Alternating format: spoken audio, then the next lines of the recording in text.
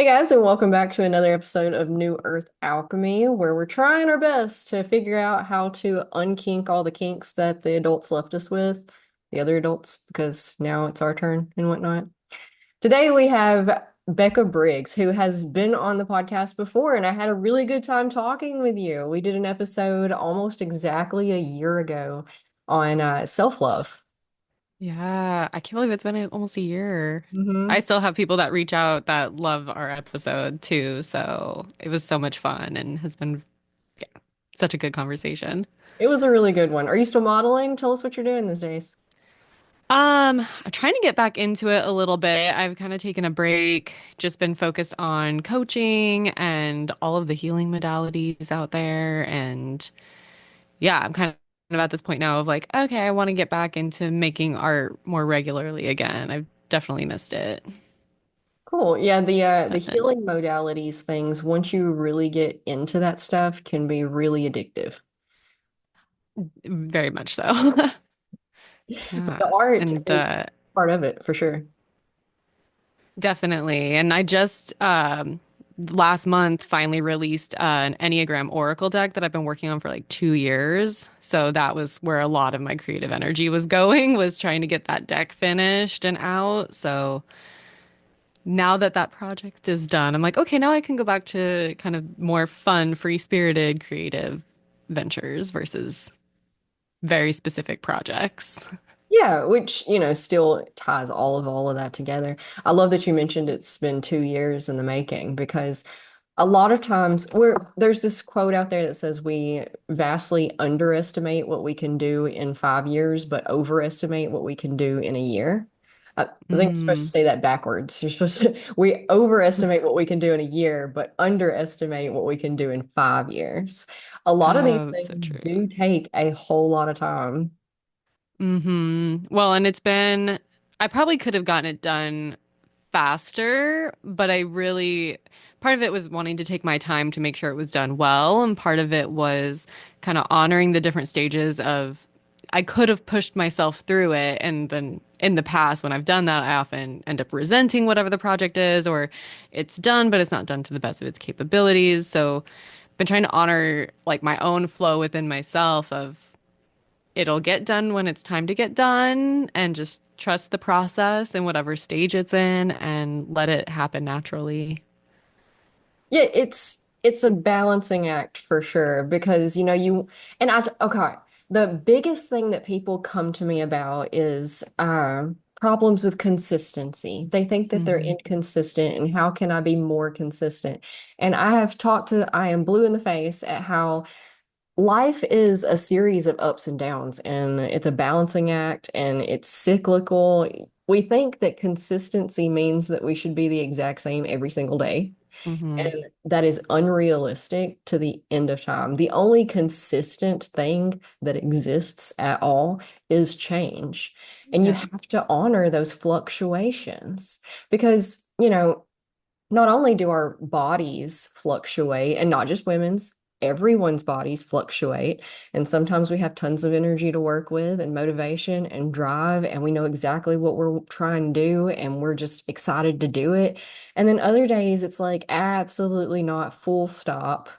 I'm having a hard Hmm. time getting out of bed. I'm having a hard time making a meal. Like, you can't even get your basic needs taken care of. And Hmm. honoring that sometimes is, because we're in the whole like spiritual business stuff, is sometimes honoring that means acknowledging that the universe is the one slowing you down and telling you, hold on, wait a second, you don't have the pieces to move on to the next part just yet. And if you try to force it, it's going to not work exactly like it's supposed to. 100%. I was actually thinking about this the other day of just all the different cycles that are continuously happening, that it's it's unrealistic really for us to expect to be consistent because it's, if you think of like the weather and seasonal changes that we have here on Earth, and then the energies of like the moon and the planets and astrology, and the human design transits, and then you have like, especially as women, we have our own cycles, and then just in life, you have emotional cycles and different chapters and whatever you're processing in that moment, and then yeah, whatever kind of soul journey you're meant to be here with. It's like you have all these moving gears all together. Like, how would we ever just be one thing every day? Hmm. Yeah, and I love that you brought all that up because we came on here today to talk about human design, and we will get to that topic. Um, if we can, we just I really enjoy talking to you, so we'll try to We'll get there. we'll get there. We'll get there in a minute. We're not rushing it. But talking about the energy of astrology and the cycles of seasons, cyclical living, we are all of these moving pieces. We're energy, and we can even go to like tarot and Hmm. with the oracle decks and whatnot, which are a little different than tarot, I believe. But it's all interpretations of the same energy, archetypes. And it doesn't really matter which, because the world, when the way we've been taught it is kind of flatlined, and it doesn't honor these fluctuations and these ups and downs and the changing and the shifting of the energies. And so when you start really trying to work on yourself and heal, you get really overwhelmed really quickly because it's like, well, where do I even start? Like I need to work on my diet, and I need to work on my mindset and my belief systems and the subconscious programming and then my relationships. Where do I even start with that, considering it deals with other people and you can't control other people? And then I have to figure out my finding purpose and fulfillment in the job that I'm supposed to do out in this world. And then, so it gets really overwhelming really quickly. And the way I have broken it down for my clients to understand it is through astrology and the chakras, because it breaks it all up for us and gives us only a couple of things at a time to work with. And then things become a lot more manageable. For example, we do manifesting with the new moon every month. I do a little Yeah. episode. It's like a 5-minute episode, just telling you what the aspects are of that particular new moon, because each new moon is in a specific zodiac, which Hmm. has its specific archetypes and energies and directions and focuses.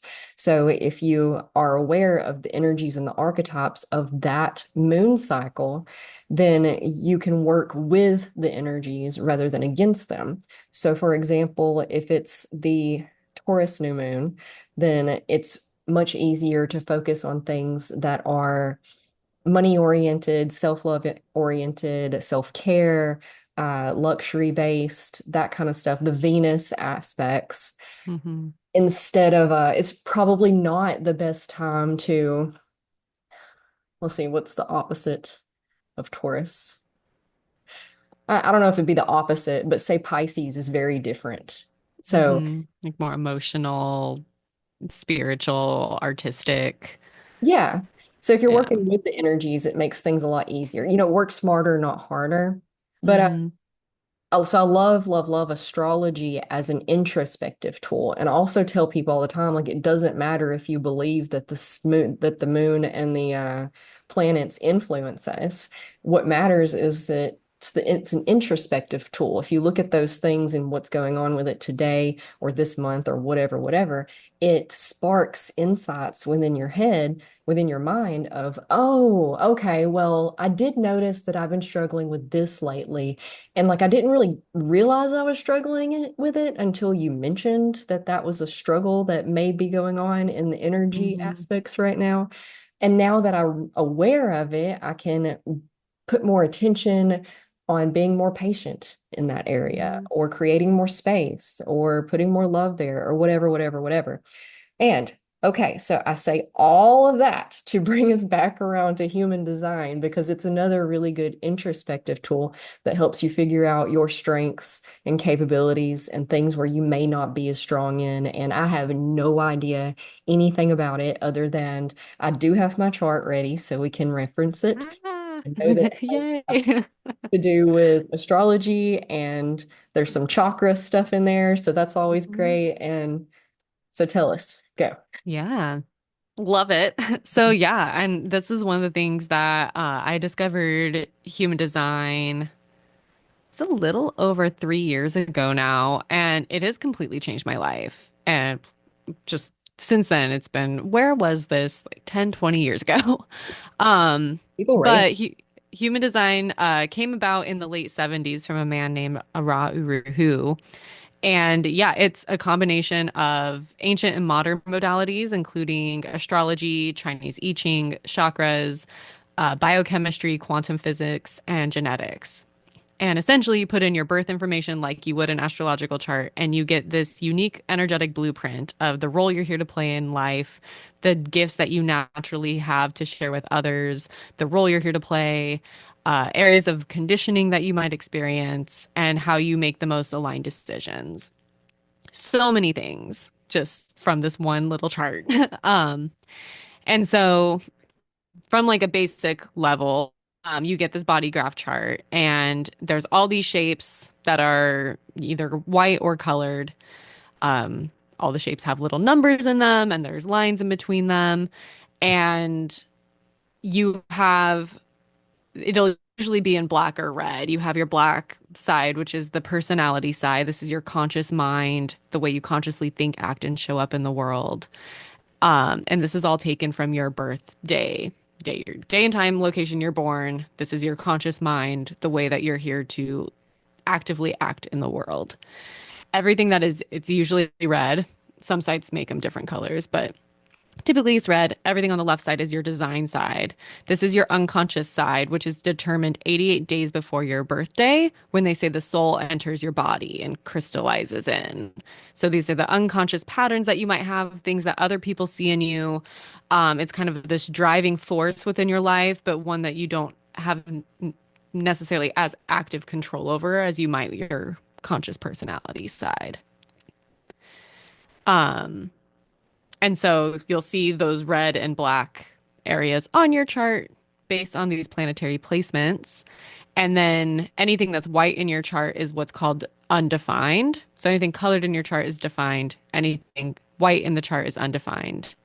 And anything that's undefined are these areas that you're here to just kind of play and amplify from others, but could be areas of conditioning from others because they don't show up consistently. Whereas these colored defined areas are the areas that you have natural gifts, consistent energy in, can naturally share with others. Okay, so the on mine, I was trying to see if I could share the image so that other people could see it as well if they're not interested, but I've never done that during a recording with someone else. I've done it Yeah. myself. Anyway, I have yellow and green colors as well. Did you mention those? Was that for the shapes or for the lines Okay, so in I have between? red lines and black lines Red and and then black. Okay. striped lines that are red and Yes. black and then So that white. means you have that energy in both your conscious and unconscious side. Okay. And then the red is the conscious or the unconscious? Red is the unconscious. Okay.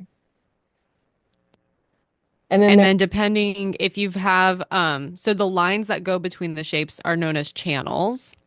They're different energetic channels. And if you have that whole line between two shapes colored in, it makes the shapes on either side, which are known as centers, it colors in the centers. And those could be different colors. The colors on those ones don't actually mean anything. But it means that you have consistent access to the energy of of those centers. And there's 9 energetic centers total. okay. So you want to tell us about that? I was going to ask about the there's like a generator and a manifesting generator and Hmm. there's Yeah. So depending on what energetic centers you have colored in or defined in your chart, make up one of five different uh, human design types. And the types are determined because of these energetic centers that can be colored in, impacts our energetic aura, the way that we interact with the world around us, and the way that other people feel our energy. So there's five types. There's a generator, manifesting generator, manifester, projector, and reflector. Okay. And it'll tell you when you type in your birthday. Do you know a Hmm. website that people can go to find out their? There's a few good websites. There's Jovian Archetype. Yeah, Jovian Archetype. Um, there's Genetic Matrix is one that I like to use a lot, and then there's the Neutrino Design is also a really good one. And yeah, you put in your information, and the first thing that will pop up usually is your type, strategy, authority.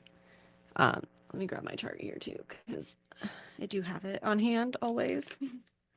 Um, yeah, so the basic level is going to be your type, strategy, authority, and then some of the more deeper, like your profile, and um, there can be like I'll show mine a little bit is There you like a go. whole thing, but you can see that. So I'm what's known as a reflector type in that I don't have any defined or colored in centers. You'll see all the energy centers here are white. That seems very flexible. It's yeah, it is not very consistent. So talking about the embracing the change and flows, I'll say the just kind of as a summary is generators and manifesting generators make up about 60 so percent of the population. They each make up a little bit over 30%. And then it is projectors make up close to 20%. Pro Manifestors make up about 9%, and then reflectors make up 1% of the population. Wow. Um, so walk us through each of those and exactly what that What is. it means. I guess Yeah. especially the first two, since that's what most people would be. Yeah. So generator types, you can kind of see this. The square that's center from the bottom is your sacral center. And if you have your sacral center colored in, typically, unless you're a manifesting generator, will make you a generator type because that sacral center is this like generating energy. You're here to help create, build, and do things that light you up, whether that's work or play, but you're here to kind of follow the guidance of your sacral center. And generators have an enveloping aura where they're here to respond to their environment and respond to what excites them. I think of it, there's a lot of analogies here. I think of it in terms of like Hansel and Gretel, like following the breadcrumbs is kind of like the generator way of like following what lights you up in the path that feels correct for you. That makes sense. That's what I am. Yay. Um, and then we'll go, so manifester type is going to have this, the throat center connected to one of the four motors that are in the bottom. So these bottom four centers are motor centers. And if the throat is connected to one of those four, makes them a manifester. Manifestors have they're here to lead. They're here to initiate and create change. But because they don't have sacral definition, they don't have the power through to necessarily follow through with what they want to change, but they're here to create new things. Delegators. Yes. And then essentially in like an ideal world is like the manifestor will have the spark of an idea that will ignite excitement in generators to help them fulfill what it is that they want to change. Yeah. And that manifestors have what's known as a repelling aura, where it repels anything that is not correct for them. So I've found that a lot of manifestors will get a lot of pushback from people because it's like, well, you're here to make change and not everyone's going to like that. But the people that are there for you are going to be there for you. And the people that aren't are going to leave. And that's totally fine. Which is true across the board with everybody. You know, you Hmm. really have to, especially in this day and time, you have to figure out what makes you happy and Right. focus on it. And that's exactly what's going to make a lot of people not happy. Hmm. Yeah, but if you're living in your truth and integrity, that's what really matters. Hmm. So then if somebody has their sacral center defined like a generator, but then also has their throat connected to one of the four motor centers, that it makes up what's called a manifesting generator, as you have access to both being able to initiate and being able to respond and fulfill with that sacral energy. Usually with manifesting generators, it shows up different from a generator energy though, in that they naturally have this ability to start and stop different things all the time. So they may want to initiate this project and then step away from it and work on something else, or be very kind of scattered in the projects and interests that they have. But it is correct for them to kind of start and stop and switch when it feels correct based on what lights them up. Okay. Whereas generator energy is usually a little bit more like, I have these things that I love doing for however long, and I will work on those and complete those because they just continue to fuel me.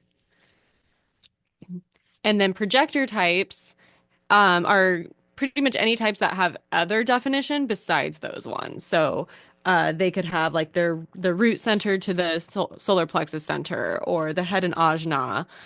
Something else is defined in their chart, but it's not one of those things. And projectors are here to be natural, like wisdom keepers, and they're here to really show people the inner truth that they might not always see. So, not reflectors, projectors have what's known as a penetrating aura, where they can really see things a lot deeper than others. And they're here to kind of show how things can be improved, how things can be changed, and just are a lot wiser than people give them credit for. Um, and it's really important for projectors to be seen and valued and invited to share what they're here to share. Otherwise, often they'll feel a little resentful or bitter in that they're not being taken seriously in what they have to share. But they're here to, and because they also don't have their sacral center defined, is a lot of rest until they're called to share the gifts that they're naturally here to share through their definition. So there's a lot of Uh, focus on the sacral, I've noticed. mm-hmm. Are Mm-hmm. the other chakras as important in all of this? Or can you be dominated? Inner authority is what it's called over here on this one. Yeah, so the that is definitely one that is most impactful. That's pretty much I'd say like the key one that separates the different types versus sacral and non-sacral types. There are differences between I would say like the solar plexus is a big one, whether or not someone has emotional authority or non-emotional authority can be really impactful. Um, and same, I would say, with like the throat being defined or undefined specifically can show up very prominently. They all are impactful in certain ways, but yeah, the sacral specifically is a little bit more like, especially in our society, I would say, do you have the energy to follow through or not? Because they say that those that don't have sacral definition, like, are just, our society's not built for non-sacral definition. They say like for projectors, ideally are only meant to work like 3 to 4 hours a day. Um, for reflector types like myself, only meant to work like 3 to 4 hours a week. And our world is just not set up for that. Yeah, unfortunately. Even manifestors is, they're here to like push through and then not. So it's finding those ways of, or being able to tell, I guess, the difference between some people, you know, for sacral defined, generators and manifesting generators is this feeling of more fulfillment when you are doing the things that excite you and light you up, and feeling restless or, frustrated, irritated if you don't have the opportunity to burn off this sacral energy that wants to be expressed, that wants to be used and created in certain ways. And then for non-sacrals, it's the opposite, where, if you're finding yourself initiating and working and doing too much, feeling very like frustrated and overwhelmed and burnt out because you need more rest until you're here to share your gifts. Mm. And so it's kind of finding ways to see that in other people and honor that in yourself and honor that in others of, well, I can't expect you to do things the same as me because our literal body graph is different. Our energy is working so differently. Yeah, that's something really important that we have to learn in our society and community, which is probably where that whole consistency panic comes from Mm-hmm. all the time because it's made for one type of person. Mm-hmm. You have to get up every single day, the 5-day work week is just obnoxious. Yeah, 40-hour work week is, which I've had to learn, as a reflector, is like we're here to just sample energy and reflect back to people the healthiness or unhealthiness of different spaces. And it's very, all the white in the chart. It's very inconsistent and it's very slow moving and gentle. And I've had to come to terms myself with like, yeah, 40 hours a week is not is not doable for my physical, mental, emotional health. Even like 20 hours a week, I found is pushing it, and like trying to find ways to honor my own design in a society that's built to not do that. Yes. I like to study indigenous tribes and how, essentially how our ancestors did things and built communities and structured life versus how we've uh, evolved from that to get to where we are now. And essentially anthropology type things. But I was listening today to a thing about how there's this one indigenous tribe. I don't remember what culture or continent or anything like that, but they don't have a word for work, which is funny because, our society is always about the work-life balance. You gotta, Hmm. and there's there's no work and there's no word for work in their culture. There's words for chopping wood. There's words for, cooking the food and all of the things that they need to do, but it's just life. And we've really sectioned ourselves off instead of honoring the fluctuations of being a human. And see, I think we're moving towards the flexibility. Um, for example, people are leaving the school system in droves right now, moving to Hmm. homeschool. We are also in that transitional stage. People are moving towards more creative careers rather than the 9 to 5 structured. We have such a epidemic of loneliness, anxiety, depression, and it all stems from how we've structured our world to be robotic. Hmm. All these AI things are popping up all over the place. And which is so funny because we have built our society, we've structured it around being a robot ourselves, and we've Yeah. tried to force humans into these boxes, but we're not robots. We're not one size fits all, not even close. We're no two alike. We have similarities here and there.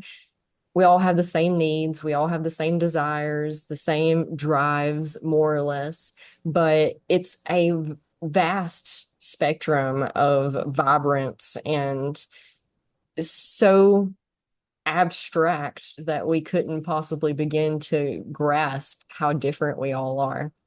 And Hmm. I think we're waking up to it and we're learning, we're understanding, the the internet has brought us all sorts of amazing information and knowledge and connection. And a lot of people hate on it because it's brought us a lot of problems as well. But that's just natural in our learning curve of integrating it into our society and culture as a positive influence rather than a negative influence. And Hmm. but we couldn't be aware of all of the corruption and problems and better ways of doing things without it, you know? Yeah, So I'm optimistic. absolutely.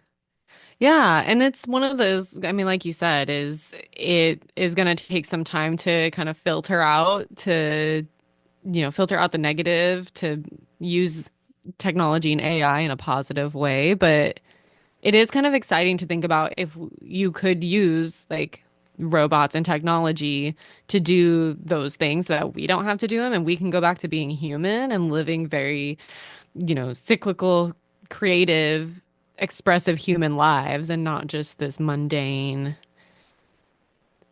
you know, I don't know. Yeah. It's some people like the mundane and the Living in a vacuum. doing, yeah, but really I think the majority of people need things to be different. And if we could have that tool and resource so that we can come back to us and our truth and our gifts that we're naturally here to share, Mhm. people can find a sense of purpose that's deeper than work. Yes, purpose and fulfillment. That's something that we really, really have to focus on. And stuff like the human design helps us move towards that because you find your purpose and fulfillment by figuring out exactly who you are and what lights you up and what motivates you and drives you and what brings you joy and happiness and all of that, and integrating it into the community to be a part of the community offering your special gifts. Hmm. We another thing it was talking about is how we've sectioned ourselves off. You know, none of our ancestors grew up in a nuclear family. They were all surrounded by other children, other parents, loving adults all of the time. You just put them all the kids together and they just ran and played and stuff. So like for one, parenting is impossible now because it was never supposed to be a two-person job, uh, or even a three or four-person job. It literally takes a village. Wow, Hmm. what a concept. Um, but children aren't developing to have the all of their social and emotional needs met because they're not exposed to different children, different adults. You know, everybody's exhausted and overwhelmed and anxious and stressed out. So we're not getting the best of each other when we do interact with one another. And so that just leads to, you know, all of the societal problems that we see in our culture and whatnot. And for example, you know, we're changing that. For example, the school system thing. It's so there's nothing more important than play. You know, Hmm. we're mammals, and just like any mammal across the board, they learn through play. You know, you Hmm. look at some kittens and they're fighting each other and they're pouncing on one another. They're playing, and through their specifically designed play is how they learn how to be a full-grown cat that can function how a full-grown cat needs to. And we don't Hmm. really allow children to do that anymore, especially like in your stereotypical public school setting. They're made to sit at a desk all day and they don't really get to do much of anything. But anyway, um, introspective tools to figure. Yeah. And it's one of those like if the school system even like this would be amazing. If the school system like embraced human design and understood the differences between even just the differences between the five different types and how they interact and let alone even some of the, some of the centers of emotional centers. You get, if someone has their emotional solar plexus defined, they are very sure of their emotions and very expressive of their emotions. And if somebody doesn't have it defined, they're amplifying the emotions of those around them and often taking on, your traditional kind of empath is taking on those emotions that aren't theirs. The throat center is all about communication. So people that have their throat center defined communicate in a very specific way. Those that don't have it defined can often change the way that they communicate with others depending on who they're communicating with. So, like, understanding the different styles of different people and how they're showing up and honoring that would do so much wonder for kids growing up that often feel like, even I think about the G Center, Identity Center is all about knowing like what is for us and, you know, the sense of who I am and what is correct for me. And so those that have it defined have a very strong understanding of this is correct for me, this isn't correct for me, this is who I am. And those that have it undefined often feel like a chameleon of, I don't know who I am, or I'm always changing, or, I could be like this one day and this the other day. And I remember growing up feeling like there was something wrong with me because I didn't have this like strong sense of identity of like, who am I? It was like, what day is it? Like, I don't know. Like, and so being able to know that and just taking some of the pressures off of you need to have this figured out, you need to do this way, you need to show up that way, you need to have all these answers and accepting that there can be flow and change and adaptability. Or if there you have consistency in these areas that's okay to have consistency in that area and other people might not always like that and receive it well, and that's okay. It's not that there's anything wrong with you. That's that these are probably not your people. Mhm. Yeah, taking any couple of pieces, like they don't even have to adopt the whole thing or all the things. If they took any kind of interest in seeing about what kind of kids they have to work with and then dividing them up a little bit, not even necessarily, I haven't done the science. I don't know how we would work this into it, but because you would automatically go, well, oh, categorize them and put all the generators over here and put all the projectors over here. But that might not necessarily be the right way to do that. Mm-mm. Because we need them all together to, we need all of the different types of people on the council to help translate one another, Yeah. you It's know? just honoring and respecting those differences. And, you have like most of the manifesting generators that I've met in my experience have often been diagnosed with like ADD or ADHD because they're always jumping around from thing to thing. And it's been like, yeah, well, like, what if that was just acceptable? What if you could be in a classroom or in a workplace and you know that you have this natural tendency to jump from thing to thing. And so, what if we have structures in place where you can do that? And this person that could sit there and focus on one thing is allowed to focus on one thing. Why do we have to make if this is what naturally works for you, you're going to thrive in that kind of setting. So, why would I hinder you to make you do something that's not correct for you instead of allowing you to develop that skill and that gift even further? Yeah, it's a win-win on the other end for everyone involved. Hmm.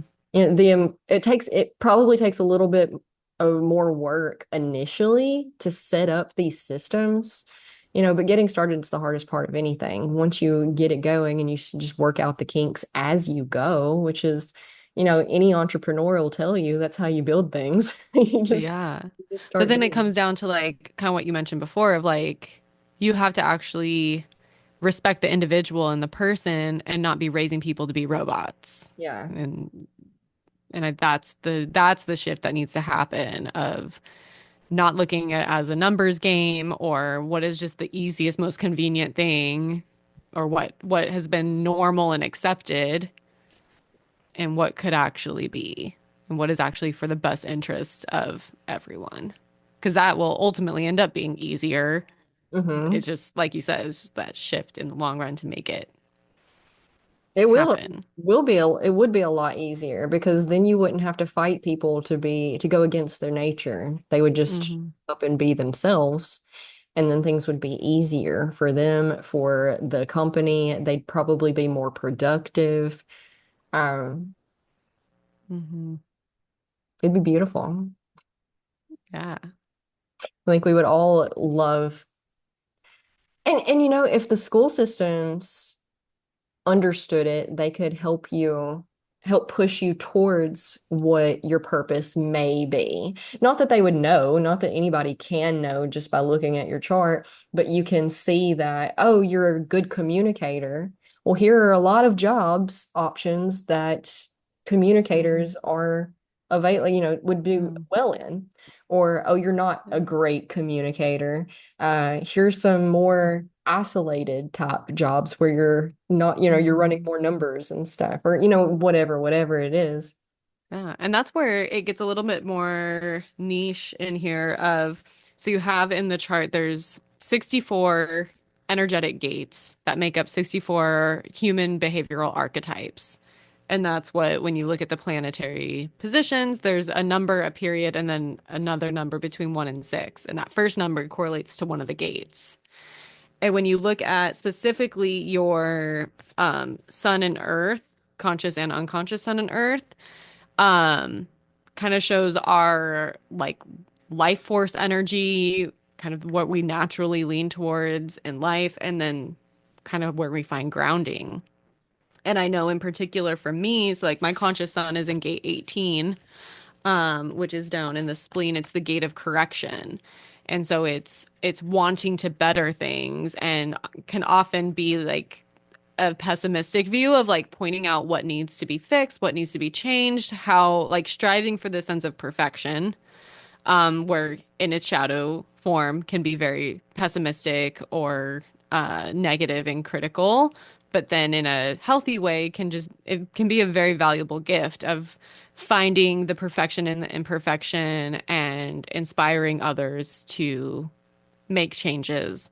And I know I remember specifically having multiple workplaces when I was younger where it would start to be viewed as a gift. And then, after a couple months, they'd be like, well, you're just so negative and you're so critical. And it was this, for a long time, I kind of suppressed that of like, okay, well, like I can't give my opinions and feedback to people because people are going to think I'm negative. They're not going to want to talk to me. They're not going to value my opinions. And then when I learned this with human design, I was like, oh, well, like that makes sense that that's naturally what I do. It's just naturally how my brain has always worked. And it makes sense now why I'm so passionate about coaching and helping people help their lives. And I do so in a very non-judgmental way because I'm not here to judge you, but I'm here to help you better yourself. And so realizing like, oh, these natural gifts are here for a purpose and there's nothing wrong with it, just nobody else understood or saw that as a gift and from their own conditioning. It's not even about me, it's their own conditioning. And now that I know I can actually live in this gift and skill that I have and not be conditioned and then spreading my conditioning to others, I can actually be aligned. Yeah, I have the same issue. Whereas at first people meet you and they're like, "Oh, you're so direct and honest. This is so Hmm. refreshing. I love it." And Oh, then yeah. it goes into, "Oh, gee, I can never do anything right. You're so critical." And I'm like, "No, I'm Hmm. just You're point." like, you're too honest. Could you be less honest? You're like, what do you want? You asked my opinion. Do you want me to lie? Yeah, it really is. And like there's ways to deliver and ways not to deliver, but if they're not ready to hear, then and that's why we end up in positions of coaching and we pretty well like just keep our mouth like, we learn how to keep our mouth shut in all the other things, and we learn that even though they're asking our opinion, they don't actually want to know our opinion. But when it comes to coaching, they're there for this. They're there for our insights and whatnot. So Hmm. yeah, because we sometimes we do need that. Because we don't, the cloud of illusion, and we're not always aware of our own habits and programming, and sometimes we need somebody else to point it. Well, we can usually figure it out eventually, especially with stuff like the human design and astrology and whatnot, but it's a whole lot quicker of a process if you have somebody to discuss it with and Oh, bounce yeah. options off the wall with and all of that. So, 100%. yeah. Mm. And it's just reassuring to know that I guess you're not alone in this too. Because I think, especially with a lot of the societal or family conditioning, is we're often made to feel like there's something wrong with us for not being who others expect or want us to be. So I found it to be super validating to read and study human design and connect with other people. I've connected with other reflectors, I've connected with people who have similar profiles to me, things like that, where realizing, okay, I'm not crazy. Like this is a normal. This is my normal, and that's okay. It doesn't have to make sense always to other people. Because it is correct. And the thing with human design that it's not a belief system. I get a lot of people with astrology. Well, I don't believe in astrology and things like that. And like with human design, it's like you don't have to like believe in it. It's not a dogma. There are people out there who treat it like it is, and that's a whole other topic. But it's an experiment. So when I do sessions with people, I'm like, I just invite you experiment with this and see what happens. If you're a generator, you have a sacral defined center. The sacral center is kind of like the human eight ball of like being asked yes or no questions to help kind of guide you versus being asked open-ended questions. So I'm like, experiment with what it's like to be asking yourself yes or no questions when trying to make a big decision, or have other people ask you questions and learn what your sacral response is like. What is that sensation? And get to know, like, build this relationship with your sacral center.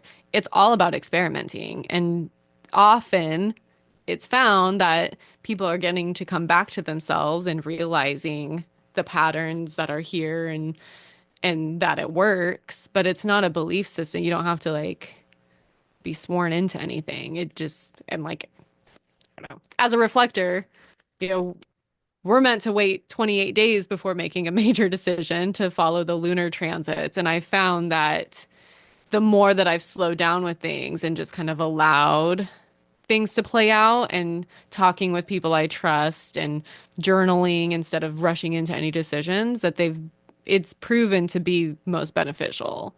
Whereas before I would just kind of rush into anything because I have to make a decision. I have to decide something. What do and then you end up regretting it because you made a decision too soon instead of allowing the time. So there's just these different tools and techniques to experiment to come back to what you've already known to be true about yourself, but for whatever reason was told that it was bad or wrong.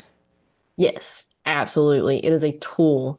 And we do struggle with a lot of self-doubt and you know, clarity. Clarity is a big buzzword that people throw Mhm. around because nobody has it. It's a myth. It is not a thing. It will Everybody's never so know. We'll nope. never know enough.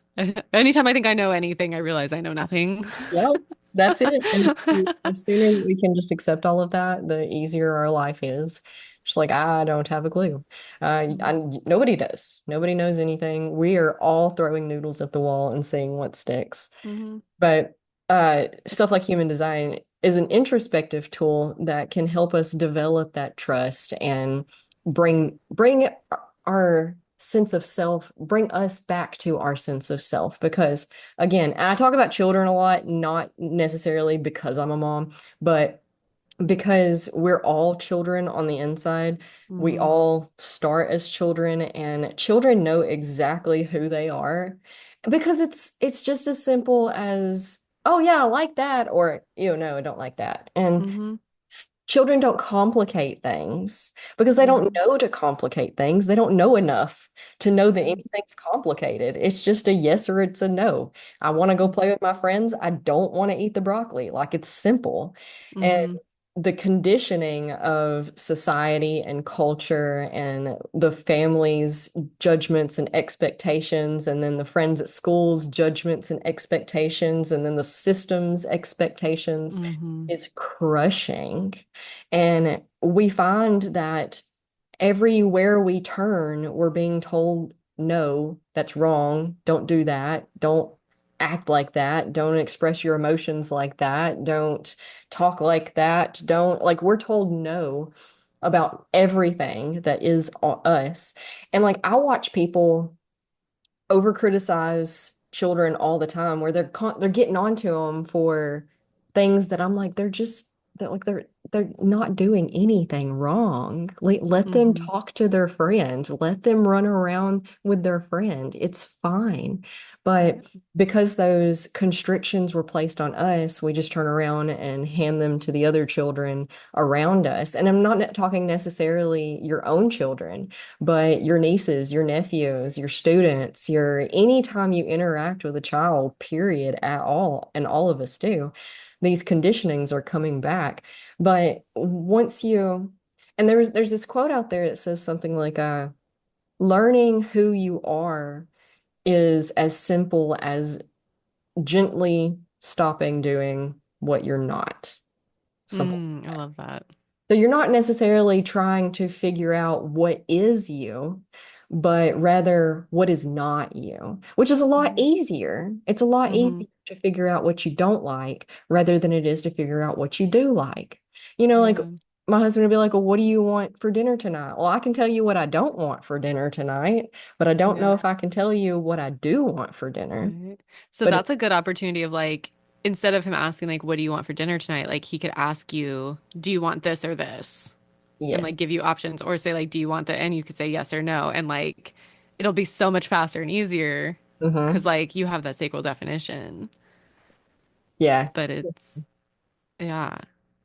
But yeah, it's all, giving yourself permission to be who you are here to be and who you want to be instead of feeling this pressure to be who you feel like others have wanted you to be. Hmm. And again, there's a transitional period. Transitional periods are hard and messy and difficult. So if you've been a people pleaser your entire life, because again, we're told no at every stop, so or every turn, so we just stop doing anything and we shut down and everybody becomes anxious, overwhelmed, and personalityless. I Hmm. mean, how many people do you know our age that have no idea who they are, what they like? Because they've Hmm. just always followed what was expected of them. And then they wake up in their 40s and they're like, crap, I've wasted my whole life people pleasing. So at first, you've gunked up and caked up a lot of stuff that is not you. So slowly chipping away at that may be messy at first, but Oh in yeah. the end, it becomes very minimalistic, very simplistic, very easy. Once you get Hmm. all it's like a hoarder's house, you know, Yeah. Yeah. it's Yeah. kind of a process to clean at first, but once you get it Right. there, it feels a whole lot better. Better. And that's the thing with human design that I'll say too is that they say it takes about 7 years of experimenting with it to fully integrate. I don't know that there's ever really fully integrating, but because our cells regenerate every 7 years, if you're changing all of this conditioning and all these patterns and beliefs and ways that you've been doing, to give yourself about 7 years of experimenting with it to, not necessarily to see a notable difference, because I think you would beforehand, but to really be integrated in it. Um, but there's a lot here. So I know when I first discovered human design and like started diving in because I was so excited, and then it gets overwhelming of like, there is so much here. Where do I start? What do I do? I need to do all of these things, or this sense of like feeling like I need to do it perfectly. Mhm. And just taking little bite-sized pieces and, starting with working with what does it mean to be your type? What does it mean to be a generator or a projector? Um, what does it mean to follow your strategy and authority to make a decision and kind of experiment with what that feels like in small and larger cases? And you can kind of start nibbling at all these different areas of the chart to work and play with, and it feels a little less overwhelming when you can just do it in a way that feels naturally correct and in smaller increments than feeling like I gotta figure this all out and do everything different and get it all right now. Mhm. Yeah, because a lot of us shut down when things become too big. And we just, Hmm. it's what is it called? Like the ADHD pause or the ADHD, I don't know, where you have so much to do on your to-do list that you just sit down and do nothing and accomplish nothing the whole Oh day. yeah, I'm familiar. Been there. Yeah, super overwhelming. That's why, I teach a lot of meditation and creating space because yes, yes, it is super overwhelming. Everything is overwhelming all of the time. We get it. Being a human is a complete nightmare, especially in the world that we've created that doesn't work with humanity at all whatsoever. So, zooming in or zooming out is Hmm. so, you know, zooming out, the consistency thing, everything happens in way bigger chunks of time than we think. So somebody might hear that 7 years and they're like, oh, that's a lot. That's too much. I don't know. But I like to tell people, we're here until we die anyway. What are you Hmm. doing with that time? We're going to be here Yeah. for probably 7 more years at least. Right. Hopefully, like another 60 or something. Uh, Yeah. and that time is going to pass regardless. So you Hmm. can start chipping away at it a little. A 1% change every day is a 365% change in a year. Yeah. Make Well, it, and it's oh, my thought just went out the window. Where was it?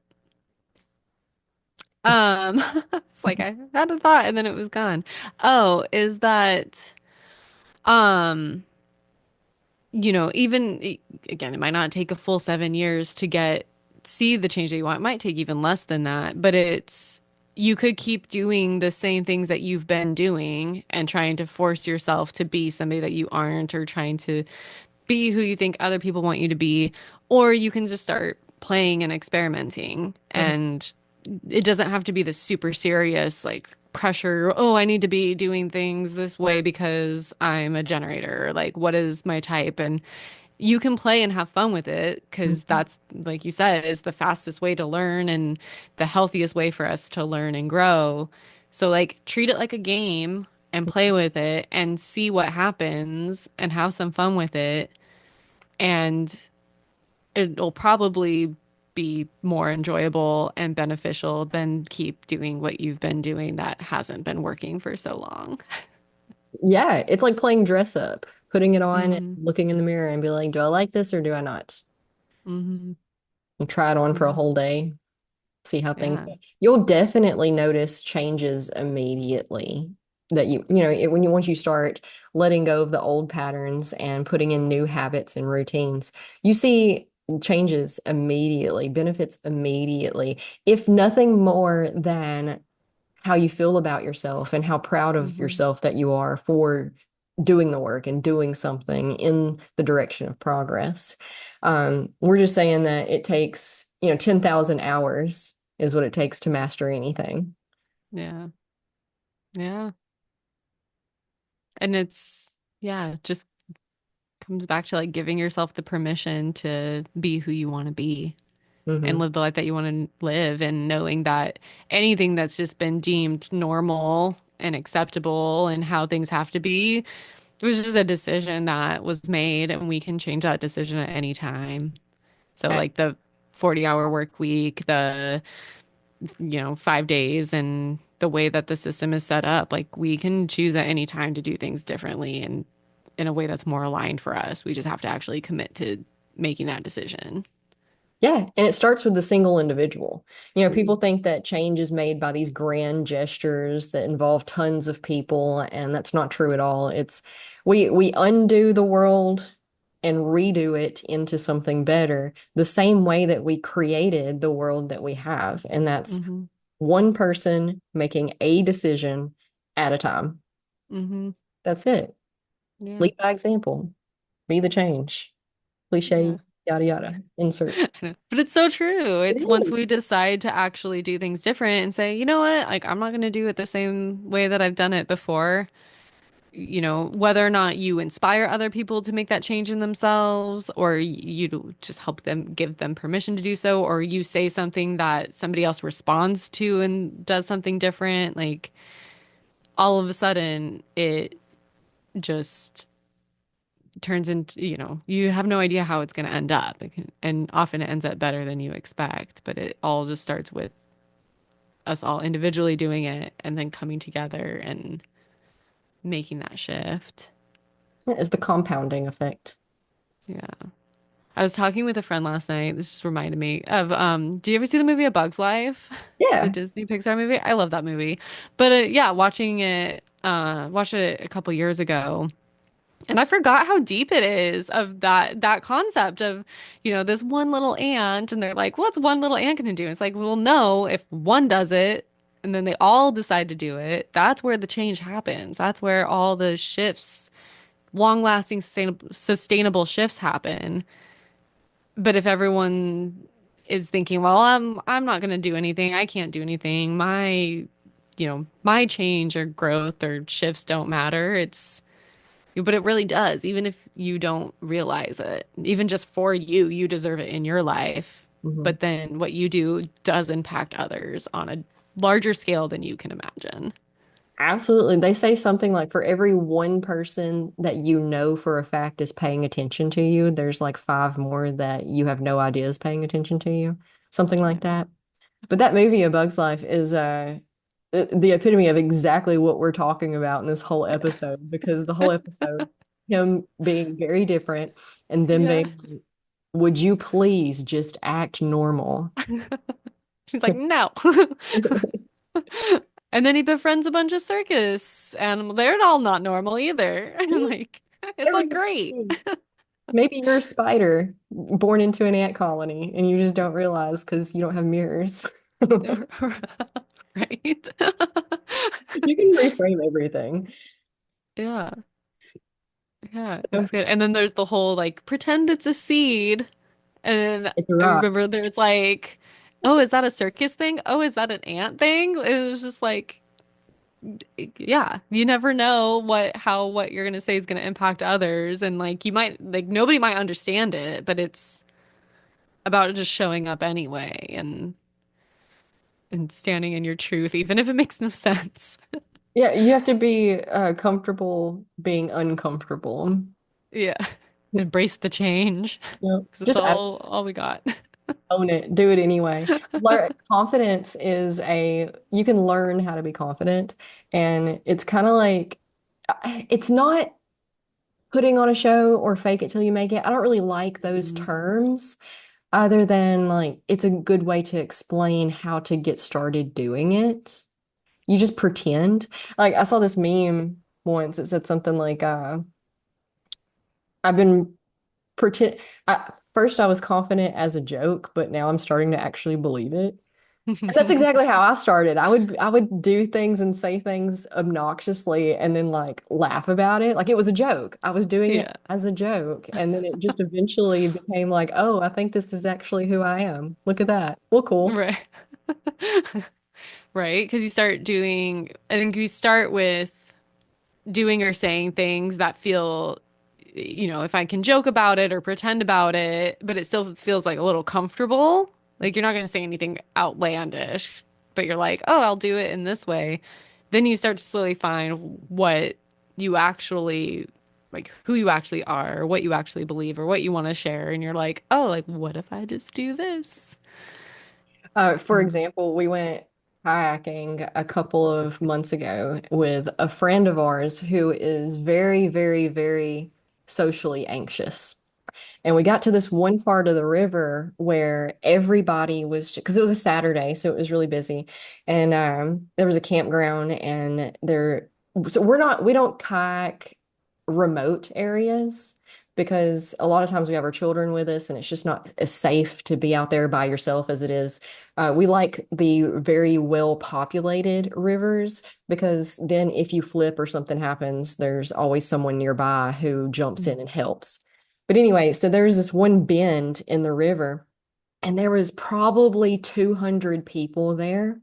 There was a cliff on one side and a bank on the other side that just gradually like went into the river. And there was people jumping off of the cliff, and then there was people set up with tents and chairs, and like there was a horse. Somebody was on a horse in the river. It was crazy. It was so cool. It was so much fun. And he was not, our friend who's anxious was not having a good time. He was very like trying not to have a panic attack. It's fine. It'll be over in a little bit. So as a joke, I was like, don't worry, they're all looking at me. So like that's how you joke about confidence, by putting others at ease and be like, don't worry, they're looking at Yeah. this fine, I don't know what. And so, you just do stuff like that and it starts as a joke, but then eventually you're like, oh, well, maybe I'm actually not too bad. Maybe it's fine. Yeah. Maybe I'm actually calming my own social anxiety by helping other people calm their social anxiety. 100%. And I think once we start to connect with those things that, like, connecting with ourselves and the things that make us us can help naturally bring that confidence too, of like, yeah, not having to pretend to be anybody else, but realizing that, I'm trying to think of how to word this, is like finding those things that light us up, that excite us, or being able to express ourselves and finding the sense of acceptance in it. And we're like, oh, I spoke my truth and I wasn't rejected, and kind of leaning into it more. And I know even in terms of like modeling, going back to that, is definitely when I started, it felt like a way to like prove I was confident. And it was like, I'm going to prove that I'm confident and creative and attractive and it's great. And then ended up falling in love with it and falling in love with different styles that I didn't think I was before. And then it just became something that like, yeah, I feel really confident doing it because I love it and it's expressive, but I don't have anything to prove to anyone else. Mhm. It just is.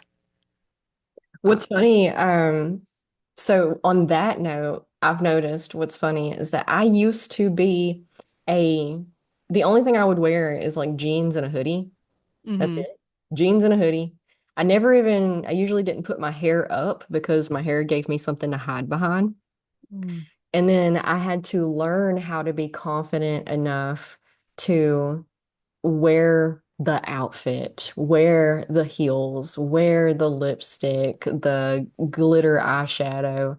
And then once I started becoming comfortable wearing that, it was like I didn't feel comfortable going back to the hoodie and the jeans anymore. It's like I would never wear hoodie and jeans.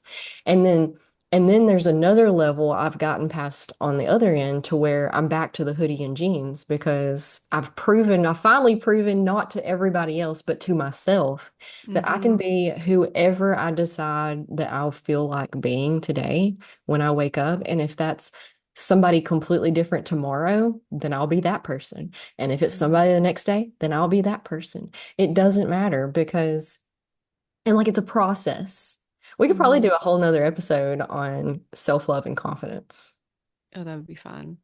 Yeah, because it is like a cycle that comes back, and then you realize like I don't actually have to do or say or wear or express myself in any way to prove I'm confident. Like it is in my energy, it is in my aura. Mhm.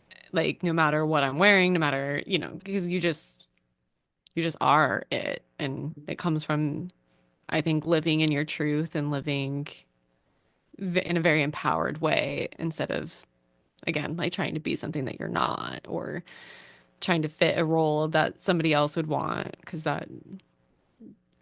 that's when I think the fake confidence comes out. Oh yeah. Trying to prove it's fine, everything's fine, but it's not fine. Yeah. Yeah, you have to find it in yourself. And it's a cyclical thing too, because you'll Hmm. think you're confident. A lot of people, they're like, I haven't even started on that journey, Savannah. So like, no, I don't think I'm confident. I know I am not. And that's okay. And, you are where you are today and you'll be somewhere different tomorrow. But what we're telling you is the funny thing is that once you hit quote unquote confidence and you quote unquote find your confidence, here soon, you're going to find out that you actually weren't as confident as you thought you were. Hmm. Yeah. And it just breaks down and builds back up and breaks down and builds back up until, I don't know, we die probably. I don't know. Right. Sometimes you're confident and sometimes you're not. It is what it is. You got to learn how to laugh at yourself and let Hmm. go of it. Because again, it does not matter how much work you do. It doesn't matter how close to your ideal self or who you want to be. It doesn't matter how close you get to it. We're all, at the end of the day, still human. which means we're all going to still make mistakes and make a fool of ourselves and say dumb things and regret the things we said and the things we did. And we're never going to escape that. So we just have to learn how to give ourselves the same grace that we give other people. Mm-hmm. And that's where the confidence comes from, is through the grace and compassion. Mhm. It truly Mm. is. Yeah. I guess we can go ahead and wrap this up. It's been a Yeah. really good time talking to you again. I'm glad we Mm. did this second episode. I'll link the original episode that we did down in the show notes so everybody can watch that if they didn't get enough of this one, because that one is just about self-love and confidence. And, it was a year ago. It's amazing because I was looking at the video, like, wow, I am a completely different person now than I was the first episode that we did.